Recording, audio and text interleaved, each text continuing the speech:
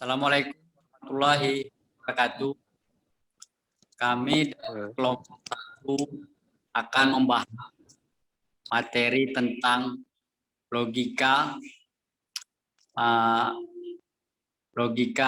gerbang logika, aljabar boolean dan kanonik. Di sini ada teman kita yang bertanya dari kelompok 2 bernama Sapiki.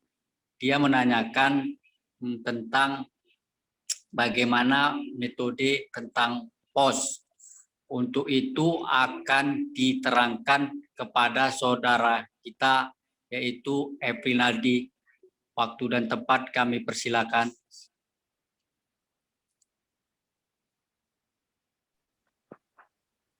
Baik, saya akan menjelaskan satu contoh soal yang ditanyakan oleh Syafiki. Oke, di sini soalnya kan nyatakan fungsi boolean f untuk x, y, z sama dengan x plus y aksen z dalam bentuk kanonik, stop, dan post. Nah, yang pertama penyelesaiannya menggunakan stop atau penjumlahan dari perkalian. Nah, di sini kan x sama dengan x dalam kurung y plus y aksen. Nah, kenapa ditaruh y plus y aksen di sini? Karena di sini untuk mengisi seluruh suku-sukunya. Karena di sini suku pertama yang dihitung itu x. Kemudian x ini dikalikan ke y dan y aksen. Maka hasilnya xy plus xy aksen. Nah, kemudian karena soalnya ini adalah x, y, z, maka di sini kurang satu variabel lagi, yaitu variabel z. Oleh karena itu kita tambahkan kembali variabel z di sini. Z plus z aksen dikalikan ke xy dan xy aksen dikalikan z plus z aksen. Maka hasilnya adalah xyz plus xyz aksen plus xy aksen z plus xy aksen z aksen.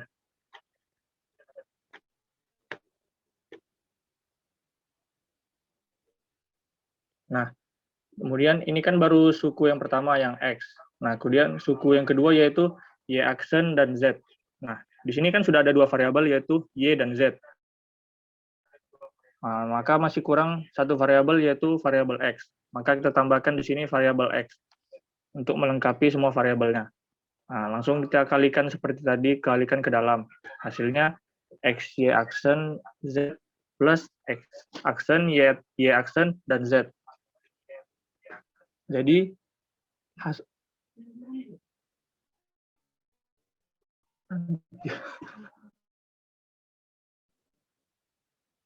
jadi f dalam z hasilnya adalah kedua dari suku tadi, hasil dari suku tadi digabungkan, yaitu xyz dari yang suku x, kemudian xyz aksen plus xy aksen z plus xy aksen z aksen, kemudian ditambah, karena ini soalnya ditambah dengan dari suku yang kedua tadi, yaitu xy aksen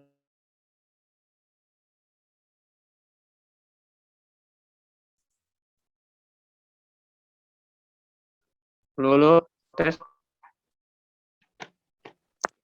Ya, lanjut. Nah, di plus xy aksen z plus x aksen y aksen z. Nah, kemudian dari kesemua hasil ini dilihat apakah ada yang sama atau duplikat. Nah, jika ada maka dihapus satu.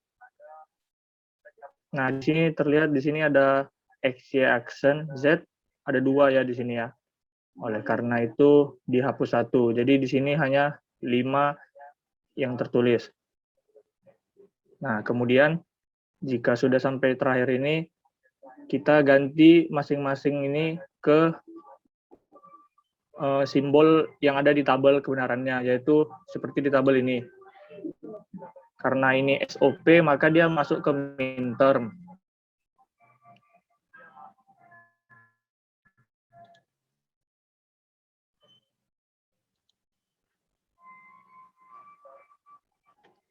Nah, jadi X aksen, Y aksen, Z itu sama dengan M1, seperti di tabel. Nah, di sini M1 adalah X aksen, Y aksen, dan Z. Kemudian juga yang X, Y aksen, Z aksen sama dengan M4. Nah, sampai seterusnya, sampai M7. Semua ini harus sesuai dengan yang ada di tabel kanonik ini.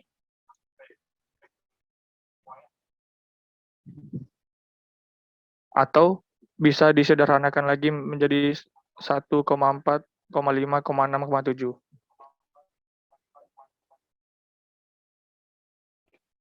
Nah, itu untuk penyelesaian yang SOP.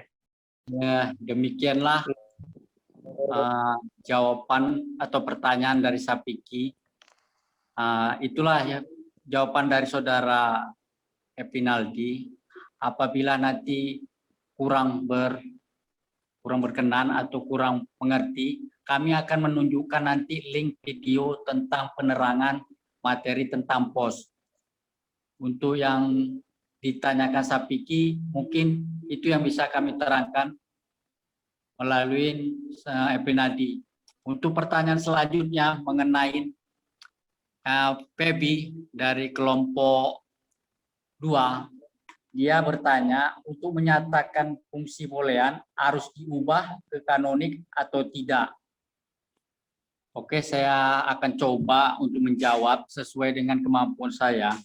Di sini Pebi mempertanyakan untuk menyatakan fungsi boolean harus diubah ke kanonik atau tidak. Itu menurut soalnya apa dulu yang mau dipertanyakan? Apa materinya?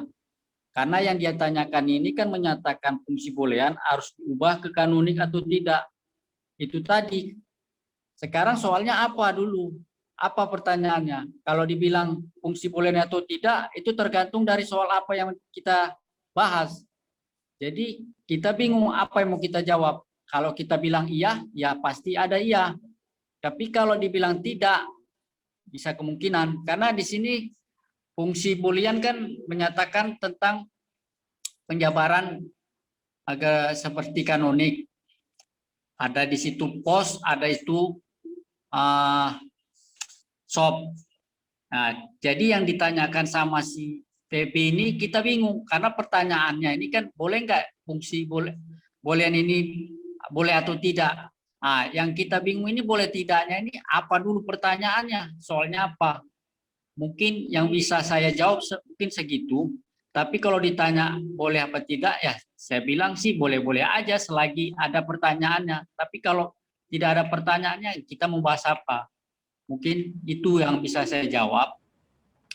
Karena kita mau jawabnya bingung. Karena kan dia menyatakan fungsi boolean bisa diubah ke kanonik atau tidak.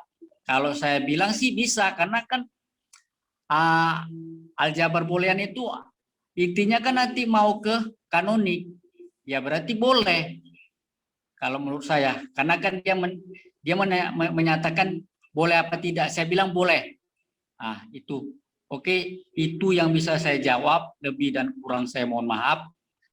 Mungkin dari pembahasan kami tentang materi aljabar boolean, gerbang logika dan kanonik, sebatas diskusi mengenai pertanyaan teman-teman kelompok yang lain, mungkin itu yang bisa kami sampaikan. Apabila kami dalam menyampaikan kurang berkenan, kami akan kirim link untuk video penerangan tentang pertanyaan metode POS dan SOP. Oke, itu aja yang bisa saya sampaikan. Saya akhirin. Assalamualaikum warahmatullahi wabarakatuh.